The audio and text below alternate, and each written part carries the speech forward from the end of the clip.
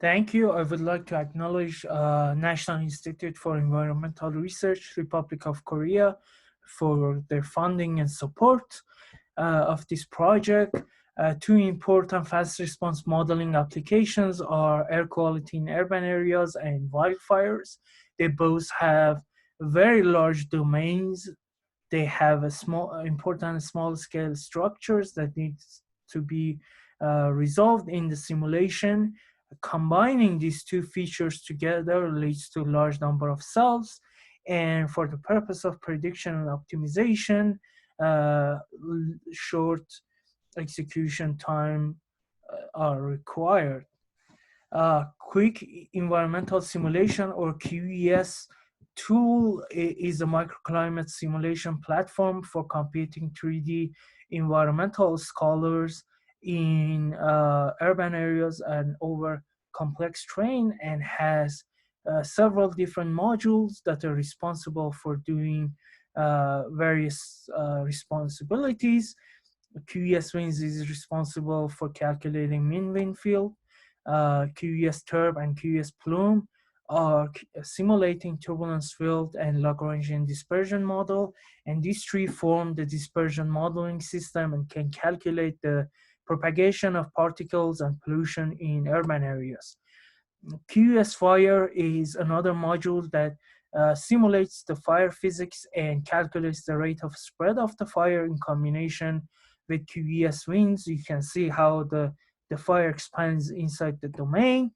The focus of this talk is on QES-Winds, is based on QUIC-URB, and written in C++. It's a 3D building resolving diagnostic wind model.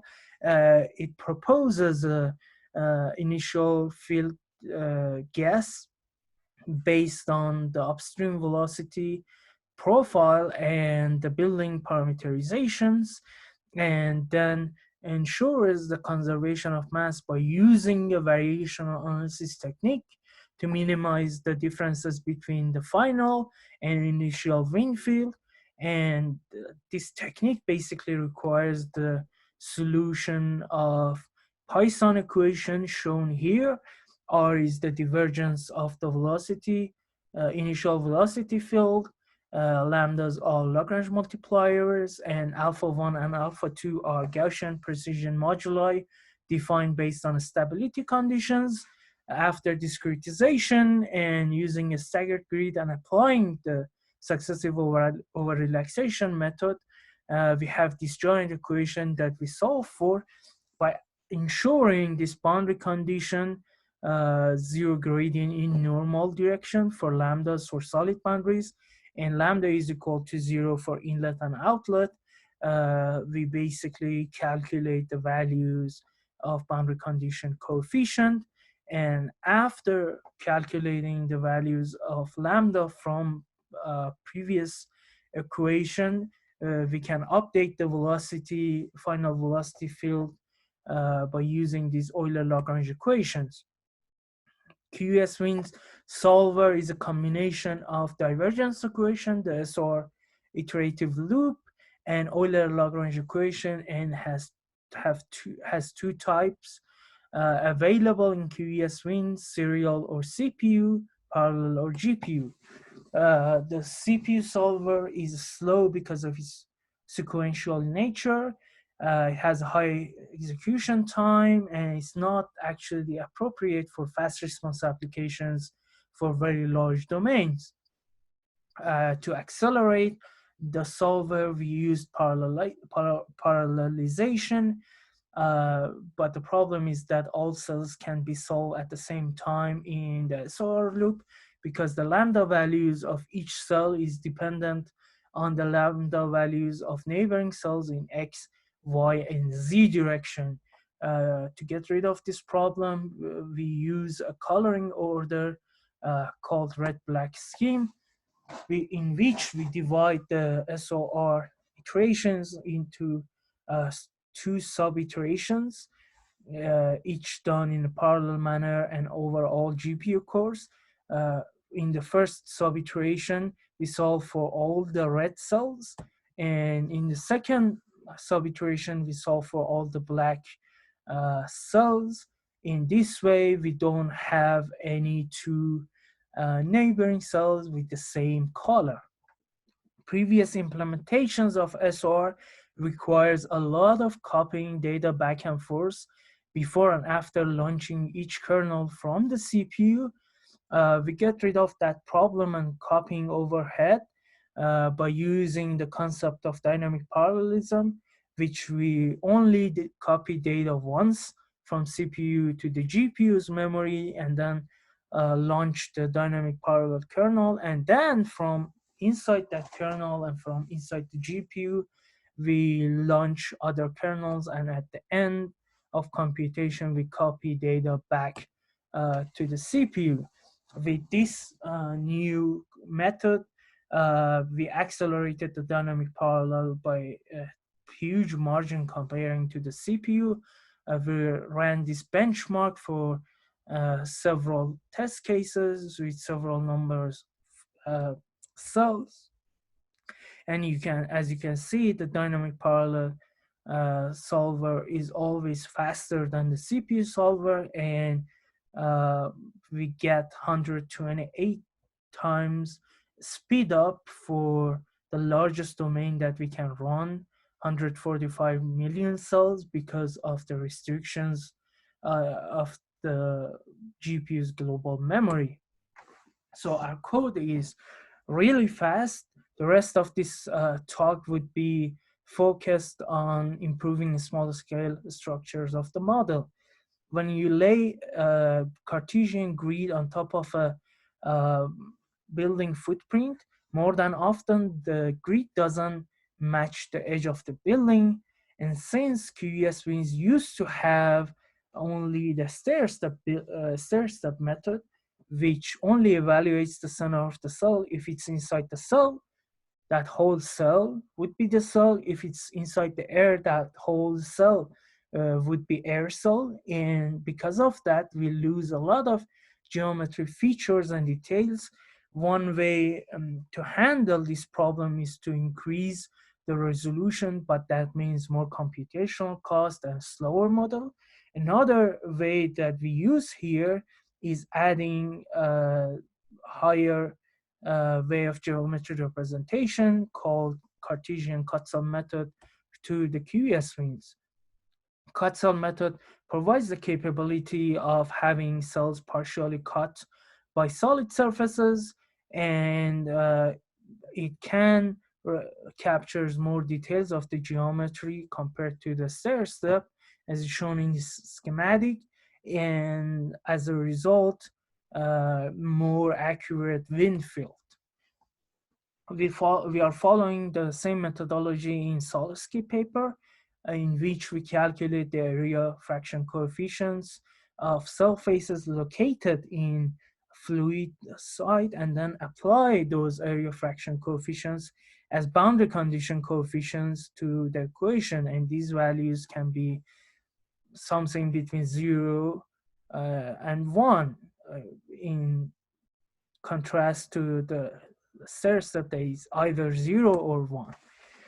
To show you the differences between two methods, we read in the digital elevation model of the Askervin Hill, Scotland, which has been the subject of several experimental campaigns to QES-Winds. This is the details of computational domain and the cell sizes in each direction. We used 5 meters per second as the wind reference wind speed at 10-meter height with the wind at 27 degrees from north. These plots show the velocity magnitude contour with the solid black line representing the terrain geometry. And you can see that the cut cell method represents more accurate wind field and represent more details of the terrain geometry comparing to the stair-step. Another test case that some of you are very familiar with it is the Central Business District in Oklahoma City during the JU 2003 experiment. We load in the same shape file as the experiments, and these are the details of computational domain and the cell size in each direction. We use the 8.5 meter per second as reference wind speed, 80 meter height, the average for the whole IOP, and the wind coming at 165 degrees from north. This plot shows the velocity magnitude with velocity contour, velocity vectors on top. And you can see again, the cut cell is more successful in capturing the details of the flow and buildings comparing to the stair-step. To quantify the differences between these two methods, we divided the 8 hours duration of IUP8 into 16 30-minute averages. And for upstream wind profile, we used the Indiana University sonics for calculating the reference height and measured velocity at that reference height. And we used the Dogway PV15 on the rooftop of post office for the average wind direction. Also, because we don't have the data for below 20 meters, we use the urban canopy input profile as this equation, because Hayati et al. In his dissertation basically used the same profile and had good results by fitting the below canopy part to the profile Hayati represented. We got these features which are constant through all the runs. And then by curve fitting the upper part of the profile to the IU sensors, we got the values of reference height and measured velocity for each of these 30 minutes averages, which is different for each run. And then we calculate we use the average wind direction from the pivot as the wind direction. Because we don't have any building parameterizations, the final wind field would be a potential field. And because of that, we needed to find a tower really close to building geometry to show the differences. And out of all the data that were available to us, DSTL3 is the closest to the building shown here. And we use the same computational domain as before, with the difference that we have two different horizontal resolution, 1 meter and 8 meter, and our vertical resolution is fixed at 2 meter. This cell type plot shows that both methods for 1 meter resolution capture the details of the geometry and the location of the tower outside of the building, but stair-step with 8 meter resolution considers the tower to be inside the building, while cut cell assumes that is on the cut cell. These two plots are the wind speed profiles at the location of the tower, and this plot shows the 30 minutes averages for the tower and for both method at two resolutions that we use. You can see from these two plots that the velocity wind speed profiles are almost identical for both methods at 1 meter, but at 8 meter, the stair-step considers it a building cell and considers it 0, while cut cell doesn't have the perfect values, but at least has some results. And the cut cell results at 8 meter are almost identical to the cut cell results at 1 meter. And the differences between these two methods would be more visible for concentration and plume propagation.